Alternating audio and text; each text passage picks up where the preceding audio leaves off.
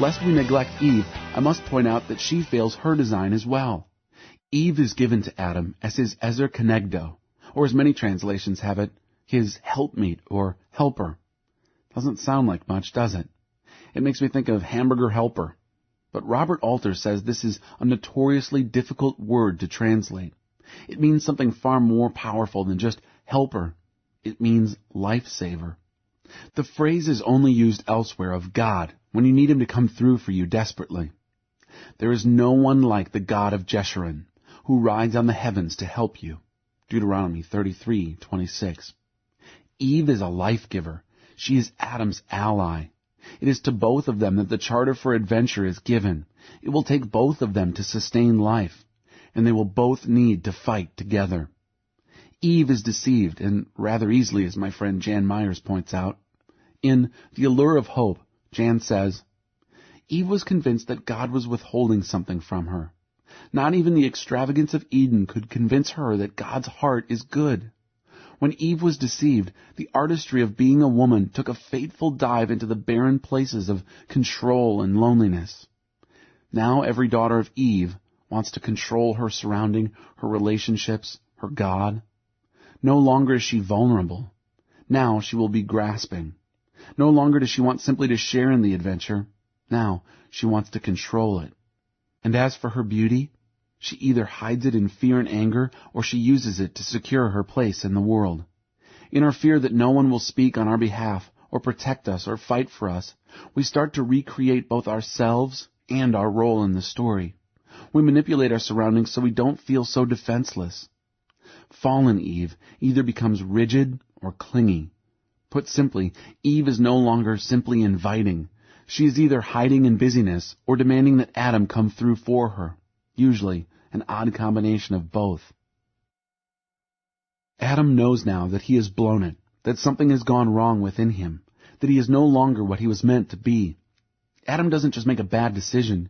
He gives away something essential to his nature. He is marred now. His strength is fallen, and he knows it. Then what happens? Adam hides. I was afraid because I was naked, so I hid. Genesis 3:10.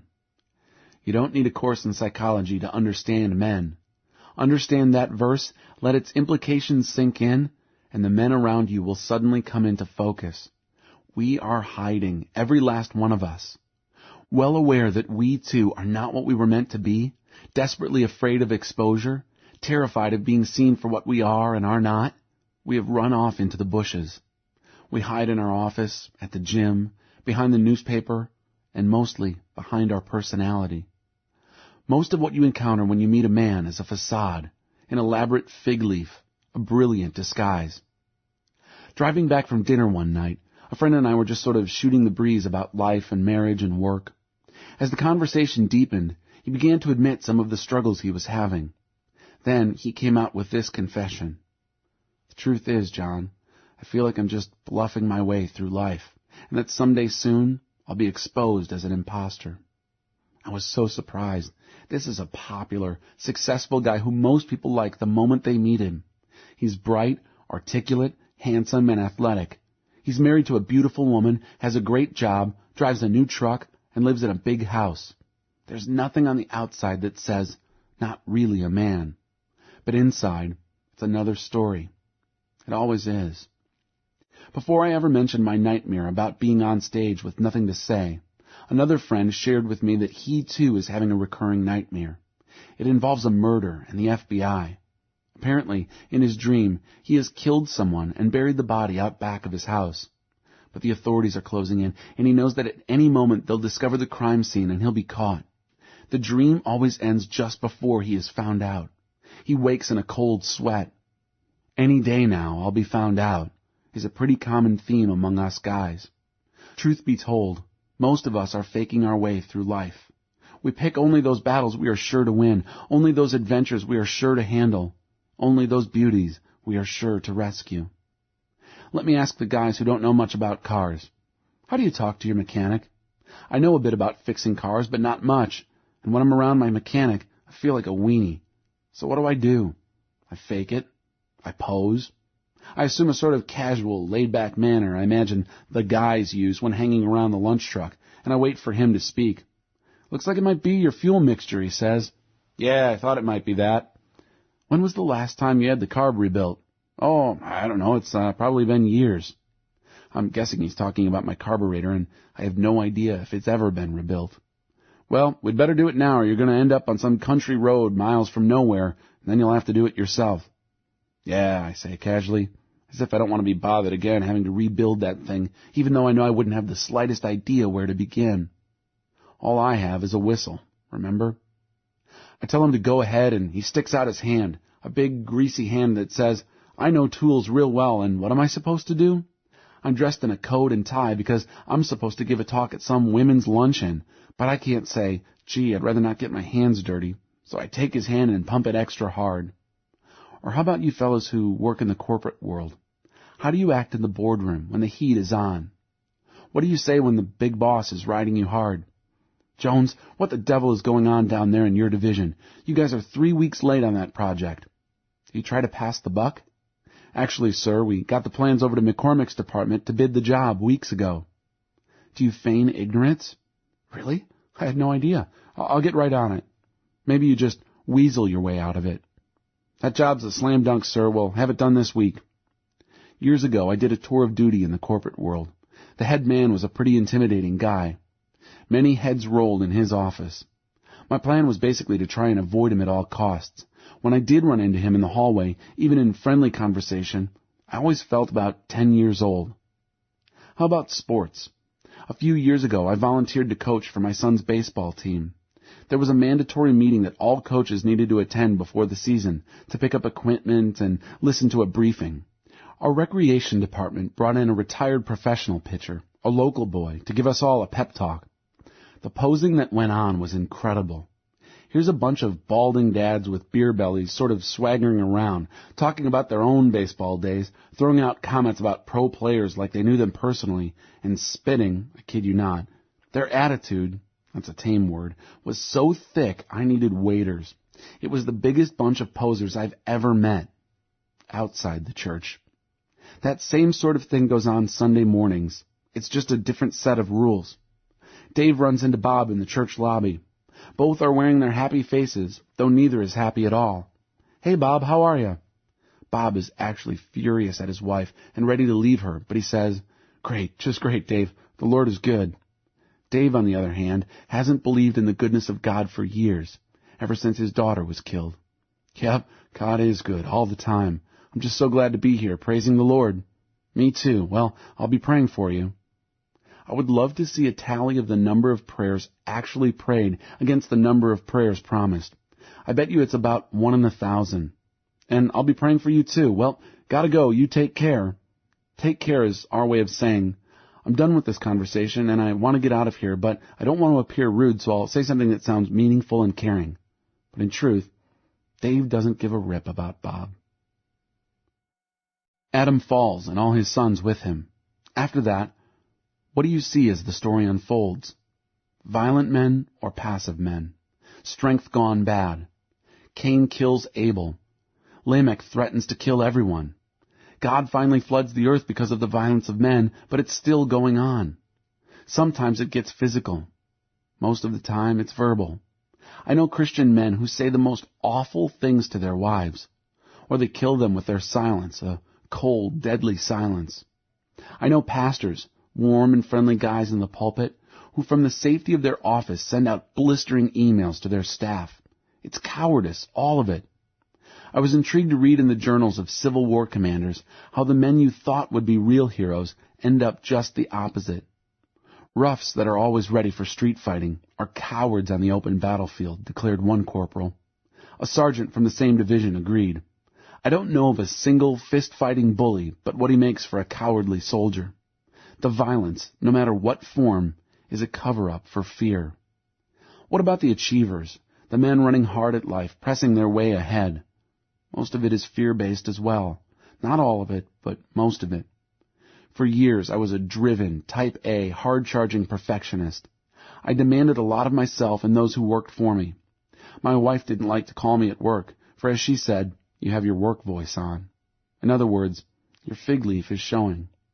All that swaggering and supposed confidence and hard charging came out of fear. The fear that if I did not, I would be revealed to be less than a man. Never let down, never drop your guard, give 150%. Achievers are a socially acceptable form of violent men, overdoing it in one way or another. Their casualties tend to be their marriages, their families, and their health. Until a man faces this honestly and what's really behind it, he'll do great damage. And then there's the passive men. Abraham is a good example. He's always hiding behind his wife's skirt when the going gets rough. When he and his household are forced by a famine down to Egypt, he tells Pharaoh that Sarah is his sister, so he won't get killed. He jeopardizes her in order to save his own skin. Pharaoh takes Sarah into his harem, but the whole ruse is exposed when God strikes the Egyptians with diseases. You'd think Abraham would have learned his lesson, but no, he does it again years later when he moves to the Negev. In fact, his son Isaac carries on the tradition, jeopardizing Rebekah in the same way. The sins of the father passed along. Abraham is a good man, a friend of God, but he's also a coward. I know many like him, men who can't commit to the women they've been dragging along for years, men who won't stand up to the pastor and tell him what they really think, pastors and Christian leaders who hide behind the fig leaf of niceness and spirituality and never, ever confront a difficult situation. Guys who organize their paper clips, men who hide behind the newspaper or the television and who won't really talk to their wives or children. I'm like him too, a true son of Abraham. I mentioned that the early years of our life in the theater were good ones, but that's not the full story. I also had an affair with my work. I married my wife without ever resolving or even knowing the deeper questions of my own soul. Suddenly, the day after our wedding, I am faced with the reality that I now have this woman as my constant companion, and I have no idea what it really means to love her, nor if I have whatever it is she needs from me. What if I offer her all I have as a man, and it's not enough? That's a risk I was not willing to take. But I knew I had what it took at the theater, and so slowly I began to spend more and more time there. Late nights, weekends, eventually every waking moment. I was hiding, like Adam, running from the fact that my strength was being called for, and I really doubted I had any. The evidence is clear. Adam and Eve's fall sent a tremor through the human race. A fatal flaw entered the original, and it's been passed on to every son and daughter. Thus every little boy and every little girl comes into the world set up for a loss of heart. Even if he can't quite put it into words, every man is haunted by the question, am I really a man? Have I got what it takes when it counts? What follows is the story we are personally much, much more familiar with. Chapter 4. The Wound. Little Billy's mother was always telling him exactly what he was allowed to do and what he was not allowed to do. All the things he was allowed to do were boring. All the things he was not allowed to do were exciting. One of the things he was never allowed to do, the most exciting of them all, was to go out through the garden gate all by himself and explore the world beyond. Roald Dahl, The Minpins. In the clearing stands a boxer and a fighter by his trade, and he carries the reminders of every glove that laid him down and cut him till he cried out in his anger and his shame, I am leaving, but the fighter still remains. Paul Simon, The Boxer. I believe I was the only one in the entire company to come all the way through Normandy without getting wounded. Private William Kraft, 314th Infantry Regiment. The story of Adam's fall is every man's story. It is simple and straightforward, almost mythic in its brevity and depth. And so every man comes into the world set up for a loss of heart. Then comes the story we are much more aware of, our own story. Where Adam's story seems simple and straightforward, our own seems complex and detailed. Many more characters are involved, and the plot is sometimes hard to follow. But the outcome is always the same, a wound in the soul. Every boy in his journey to become a man takes an arrow in the center of his heart, in the place of his strength. Because the wound is rarely discussed and even more rarely healed. Every man carries a wound, and the wound is nearly always given by his father. On a warm August afternoon several years ago, my boys and I were rock climbing in a place called Garden of the Gods near our home. The red sandstone spires there look like the dorsal fins of some great beast that has just surfaced from the basement of time. We all love to climb, and our love for it goes beyond the adventure. There's something about facing a wall of rock, accepting its challenge and mastering it that calls you out, tests and affirms what you are made of. Besides, the boys are going to climb everything anyway, the refrigerator, the banister, the neighbor's grape arbor, so we might as well take it outside. And it's an excuse to buy some really cool gear. Anyway, when I climb with the boys, we always top rope, meaning that before the ascent, I'll rig protection from the top of the rock down, enabling me to belay from the bottom. That way, I can coach them as they go, see their every move, help them through the tough spots. Sam was the first to climb that afternoon, and after he clipped the rope into his harness, he began his attempt. Things were going well until he hit a bit of an overhang, which, even though you're roped in, makes you feel exposed and more than a little vulnerable. Sam was unable to get over it and began to get more and more scared the longer he hung there. Tears were soon to follow. So with gentle reassurance, I told him to head back down, that we didn't need to climb this rock today, that I knew of another one that might be more fun. No, he said, I want to do this. I understood. There comes a time when we simply have to face the challenges in our lives and stop backing down. So I helped him up the overhang with a bit of a boost, and on he went with greater speed and confidence. Way to go, Sam. You're looking good. That's it. Now reach up to your right. Yep. Now push off that foothold. Oh, nice move. Notice what a crucial part of any male sport this sort of shop talk is. It's our way of affirming each other without looking like we're affirming. Men rarely praise each other directly as women do. Ted, I absolutely love your shorts. You look terrific today. We praise indirectly, by way of our accomplishments. Whoa, nice shot, Ted. You've got a wicked swing today. As Sam ascended, I was offering words of advice and exhortation. He came to another challenging spot, but this time sailed right over it. A few more moves and he would be at the top. Way to go, Sam. You're a wild man. He finished the climb, and as he walked down from the back side, I began to get Blaine clipped in. 10 or 15 minutes passed, and the story was forgotten to me. But not Sam. While I was coaching his brother up the rock, Sam sort of sidled up to me and in a quiet voice asked, Dad, did you really think I was a wild man up there? Miss that moment, and you'll miss a boy's heart forever. It's not a question. It's the question, the one every boy and man is longing to ask. Do I have what it takes? Am I powerful? Until a man knows he's a man, he will forever be trying to prove he is one, while at the same time shrink from anything that might reveal he is not. Most men live their lives haunted by the question, or crippled by the answer they've been given. In order to understand how a man receives a wound, you must understand the central truth of a boy's journey to manhood. Masculinity is bestowed. A boy learns who he is and what he's got from a man or the company of men. He cannot learn it any other place. He cannot learn it from other boys, and he cannot learn it from the world of women.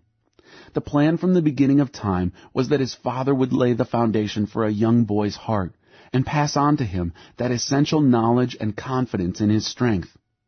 Dad would be the first man in his life and forever the most important man. Above all, he would answer the question for his son and give him his name. Throughout the history of man given to us in Scripture, it is the father who gives the blessing and thereby names the son. Adam receives his name from God and also the power of naming. He names Eve, and I believe it is therefore safe to say he also names their sons. We know Abraham names Isaac, and though Isaac's sons Jacob and Esau are apparently named by their mother, they desperately crave the blessing that can only come from their father's hand. Jacob gets the blessing, and nearly a century later, leaning on his staff, he passes it on to his sons. He gives them a name and an identity. You are a lion's cub, O Judah. Issachar is a raw-boned donkey. Dan will be a serpent. Gad will be attacked by a band of raiders, but he will attack them at their heels. Joseph is a fruitful vine. His bow remains steady. The Baptist's father names him John, even though the rest of the family was going to name him after his father, Zechariah. Even Jesus needed to hear those words of affirmation from his father. After he is baptized in the Jordan, before the brutal attack on his identity in the wilderness, his father speaks. "You are my son, whom I love. With you I am well pleased." Luke 3:22. In other words, Jesus, I am deeply proud of you. You have what it takes. One father-naming story in particular intrigues me. It centers around Benjamin, the last son born to Jacob. Rachel gives birth to the boy, but she will die as a result. With her last breath, she names him Benoni, which means son of my sorrow. But Jacob intervenes and names him Benjamin, son of my right hand. This is the critical move, when a boy draws his identity no longer from the mother, but from the father. Notice that it took an active intervention by the man. It always does. A boy is brought into the world by his mother, and she is the center of his universe in those first tender months and years. She suckles him, nurtures him, protects him. She sings to him, reads to him, watches over him, as the old saying goes, like a mother hen. She often names him as well, tender names like my little lamb or mama's little sweetheart or even my little boyfriend. But a boy cannot grow to manhood with a name like that, let alone a name like son of my sorrow. And there comes a time for the shift when he begins to seek out his father's affection and attention. He wants to play catch with Dad and wrestle with him, spend time outside or in his workshop. If Dad works outside the home, as most do, then his return in the evening becomes the biggest event of the boy's day. Stacy can tell you when it happened for each of our boys. This is a very hard time in a mother's life, when the father replaces her as the son of the boy's universe. It is part of Eve's sorrow, this letting go, this being replaced. Few mothers do it willingly. Very few do it well. Many women ask their sons to fill a void in their soul that their husband has left. But the boy has a question that needs an answer, and he cannot get the answer from his mother. Femininity can never bestow masculinity. My mother would often call me sweetheart, but my father called me tiger. Which direction do you think a boy would want to head? He will still turn to his mother for comfort. Who does he run to when he skins his knee? But he turns to Dad for adventure, for the chance to test his strength, and most of all, to get the answer to his question. A classic example of these dueling roles took place the other night. We were driving down the road and the boys were talking about the kind of car they want to get when it comes time for their first set of wheels. I was thinking about a Humvee or a motorcycle, maybe even a tank. What do you think, Dad? I'd go with the Humvee. We could mount a machine gun on top. What about you, Mom? What kind of car do you want me to have? You know what she said? A safe one. Stacy is a wonderful mother. She has bit her tongue so many times I wonder that she still has one, as she holds her peace while the boys and I rush off to some adventure begging destruction or bloodshed. Her first reaction, a safe one, is so natural, so understandable. After all, she is the incarnation of God's tenderness. But if a mother will not allow her son to become dangerous, if she does not let the father take him away, she will emasculate him. I just read a story of a mother, divorced from her husband, who was furious that he wanted to take the boy hunting.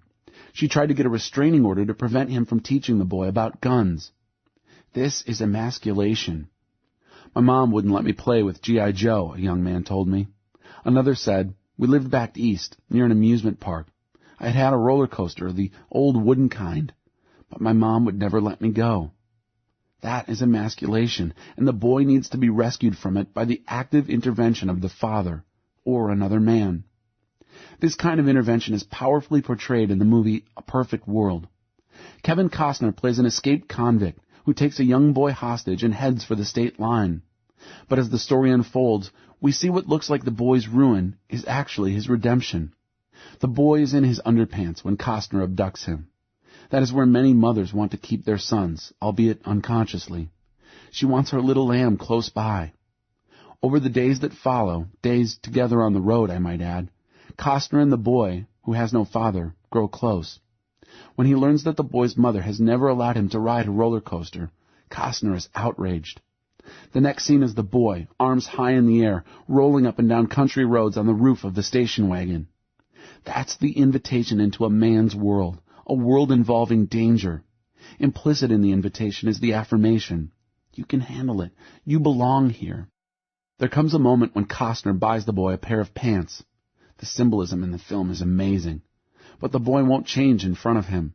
He is a shy, timid boy who has yet to even smile in the story. Costner senses something. What's the matter?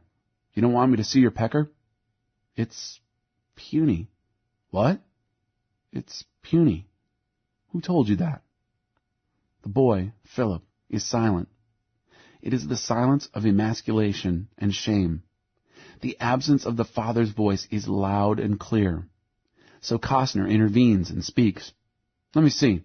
Go on, I'll shoot you straight. The boy reluctantly bares himself. No, Philip, that's a good size for a boy your age. A smile breaks out on his face, like the sun coming up, and you know a major threshold has been crossed for him. Masculinity is an essence that is hard to articulate, but that a boy naturally craves as he craves food and water. It is something passed between men. The traditional way of raising sons, notes Robert Bly, which lasted for thousands and thousands of years, amounted to fathers and sons living in close, murderously close proximity, while the father taught the son a trade, perhaps farming or carpentry or blacksmithing or tailoring. My father taught me to fish. We would spend long days together, out on a boat on a lake, trying to catch fish. I will never, ever forget his delight in me when I'd hook one. But the fish were never really the important thing. It was the delight, the contact, the masculine presence gladly bestowing itself on me. Attaboy, Tiger, bring him in. That's it. Well done. Listen to men when they talk warmly of their fathers, and you'll hear the same.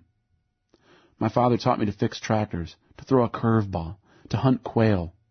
And despite the details, what is mostly passed along is the masculine blessing.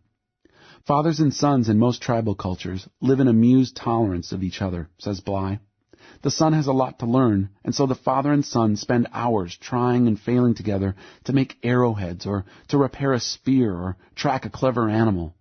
When a father and son spend long hours together, which some fathers and sons still do, we could say that a substance almost like food passes from the older body to the younger.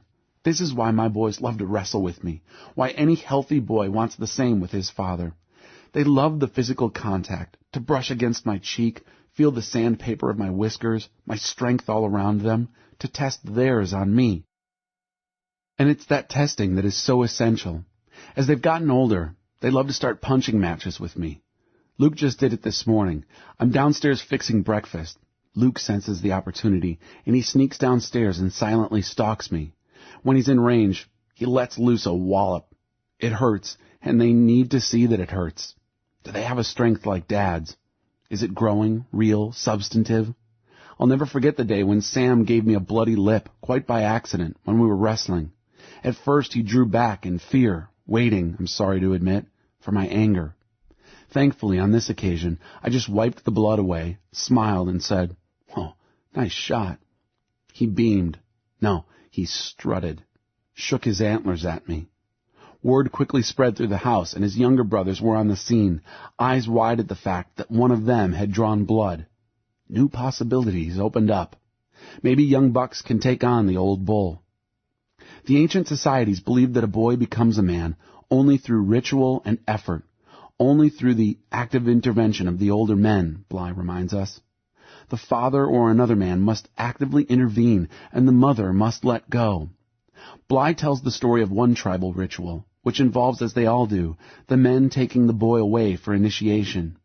But in this case, when he returns, the boy's mother pretends not to know him. She asks to be introduced to the young man. That is a beautiful picture of how a mother can cooperate in her son's passage to the father's world. If she does not, things get very messy later, especially in marriage. The boy develops a bond with his mother that is like emotional incest. His loyalties are divided.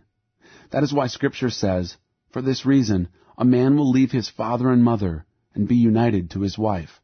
Genesis 2:24. Sometimes, when the mother clings, the boy will try to tear himself away violently. This typically comes in the teenage years and often involves some ugly behavior, maybe some foul words on the part of the young man. She feels rejected and he feels guilty, but he knows he must get away. This was my story, and my relationship with my mother has never been good since.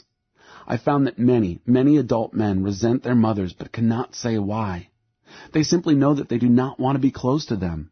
They rarely call. As my friend Dave confessed, I hate calling my mom. She always says something like, "It's so good to hear your little voice." I'm 25 and she still wants to call me her little lamb. Somehow, he senses that proximity to his mother endangers his masculine journey, as though he might be sucked back in.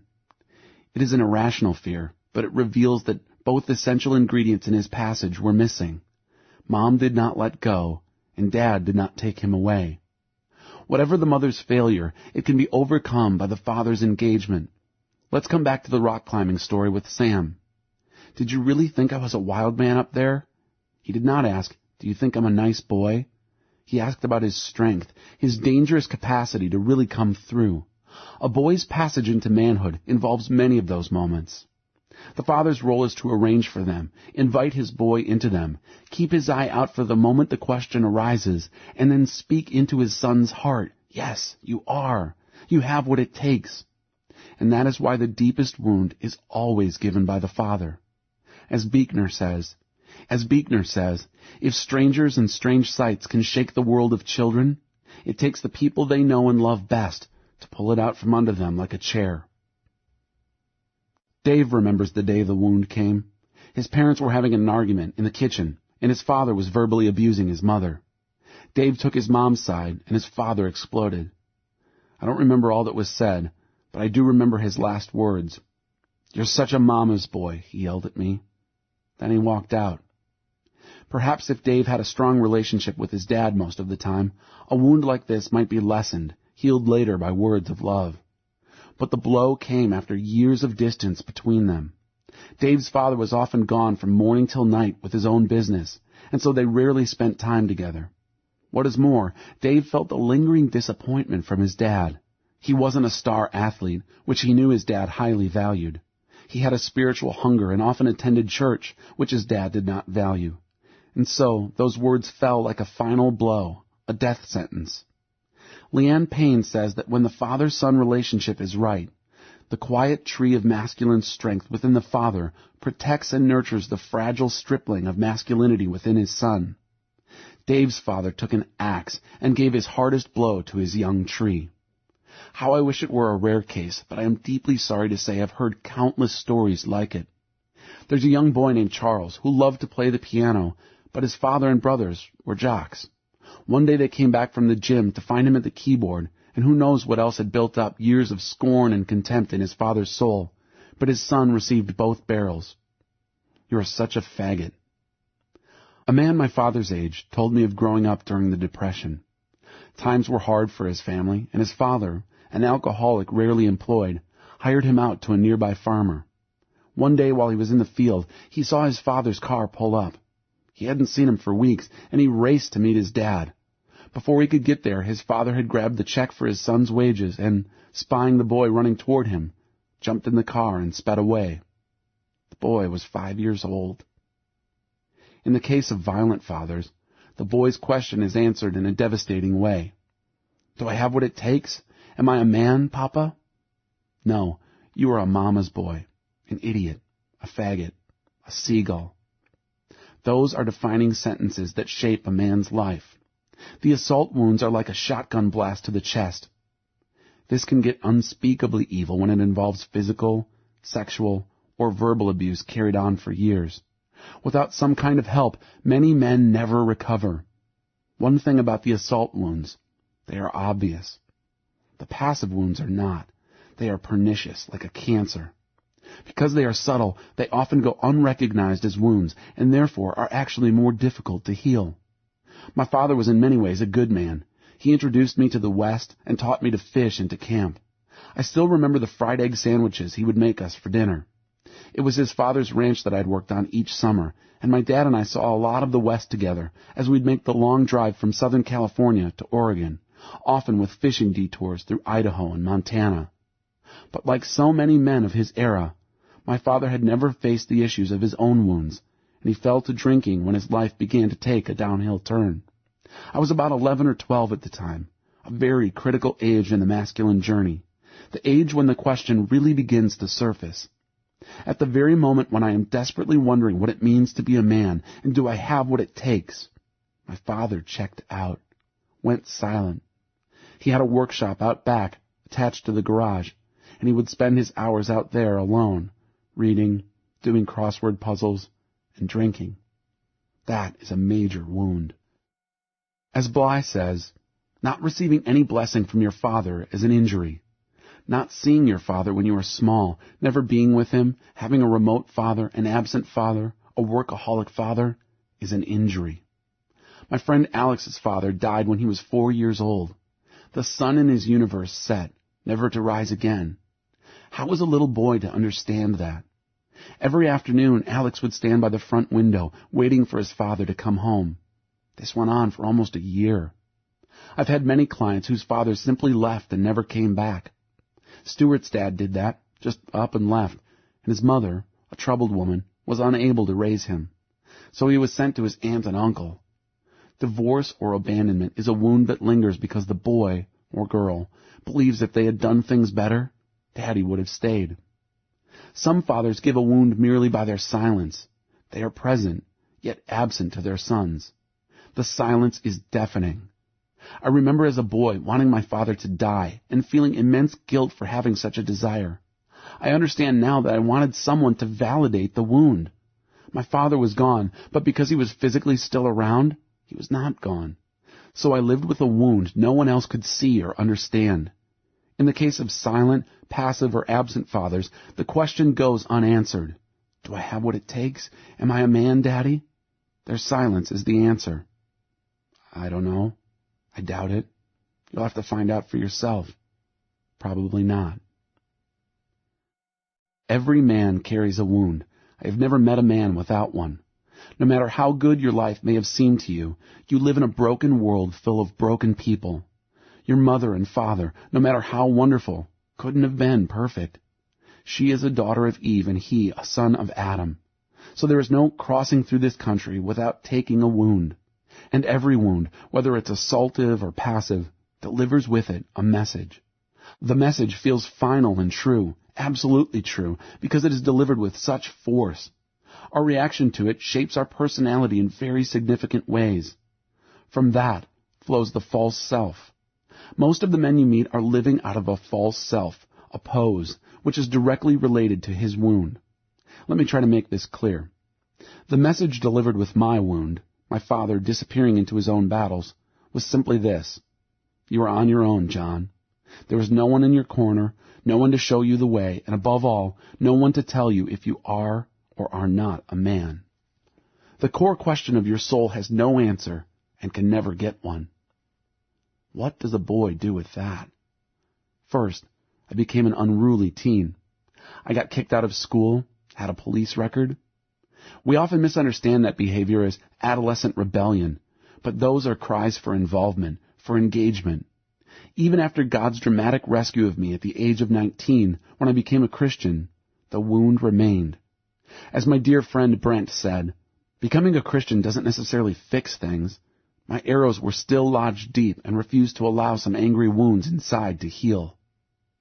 I mentioned earlier that for years I was a very driven man, a perfectionist, a hard charger, and a fiercely independent man. The world rewards that kind of drivenness. Most of the successful men reading this book are driven. But behind me was a string of casualties, people I had hurt or dismissed, including my own father. There was the near casualty of my marriage, and there was certainly the casualty of my own heart. For to live a driven life, you have to literally shove your heart down or drive it with whips. You can never admit need, never admit brokenness. This is the story of the creation of that false self. And if you ask my wife during the first 10 years of our marriage if we had a good relationship, she probably would have said yes. But if you had asked her if something was missing, if she sensed a fatal flaw, she would have immediately been able to tell you, he doesn't need me. That was my vow, you see. I didn't need anyone. After all, the wound was deep and unhealed, and the message it brought seemed so final. I am on my own. Another friend, Stan, is a successful attorney and a genuinely good guy. When he was about 15, his father committed suicide, stuck a gun in his mouth and pulled the trigger. His family tried to put it all behind them, sweep it under the rug. They never spoke of it again. The message delivered by that gruesome blow was something like this. Your background is very dark. The masculine in your family cannot even be spoken of. Anything wild is violent and evil. The effect was another sort of vow. I will never do anything even remotely dangerous or risky or wild. I will never be like my dad. How many men live with that vow? I won't take one step in that direction. I will be the nicest guy you ever meet. You know what? He is. Stan's the nicest guy you could meet. Gentle, creative, caring, soft-spoken. And now he hates that about himself. He hates the thought that he's a pushover, that he won't take you on, can't say no, can't stand up for himself. Those are the two basic options. Men either overcompensate for their wound and become driven, violent men, or they shrink back and go passive, retreating men. Often it's an odd mixture of both. Witness the twin messages sported by young college-age men especially.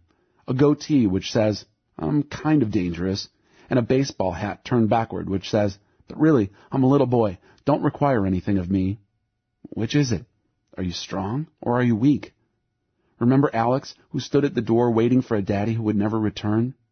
You wouldn't in a million years have guessed that was his story if you'd known him in college. He was a man's man, an incredible football player, a hard-drinking, hard-living man every guy looks up to. He drove a truck, chewed tobacco, loved the outdoors. He used to eat glass. I'm serious. It was sort of a frat party trick he took on, the ultimate display of dangerous strength. He'd literally take a bite out of a glass, chew it slowly, and swallow it. When he worked as a bouncer for a tough bar, it made a pretty impressive show to get the roughnecks in line. But it was a show, the whole macho man persona.